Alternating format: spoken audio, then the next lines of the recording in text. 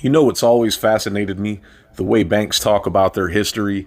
They use words like underwriting, portfolios, professional words like liquid capital assets and foreclosure proceedings. They sound very professional and very grown up with a lot of acumen and very clean.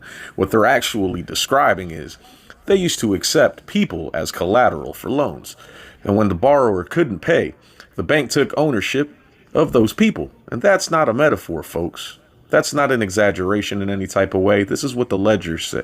In 1817, two guys in Kentucky mortgaged away 20 enslaved human beings to the Bank of Kentucky to cover some notes.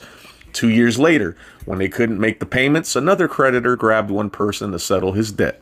The bank went to court, got the rest, and immediately sold 11 more. Just like that, because in the eyes of the law and the balance sheet, these people were assets. They were movable property. You could put a lien on them, foreclose on them, and liquidate them when the numbers stopped working. And the banks got very good at it. They were very efficient. Take the banks that eventually became J.P. Morgan Chase, the Citizens Bank, and the Canal Bank of Louisiana. It took roughly 13,000 enslaved people as collateral between 1831 and 1865, when the planters defaulted, and a lot of them did. The banks foreclosed and took direct ownership of about 1,250 human beings. They had names in the ledgers: Peggy, Jacob, Big Joe, Lucille. They weren't statistics yet. They were inventory. Wells Fargo inherited some wonderful institutions too.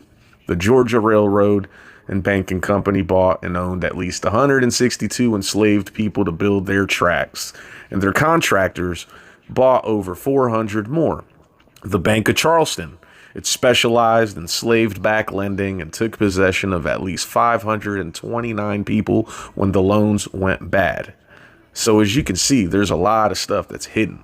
And then there's the Fourth National Bank of Atlanta, founded by a former mayor who made his early money running the Chattahoochee Brick Company, which leased over 1,200 black convicts after the Civil War under the conditions that would have made a plantation overseer blush.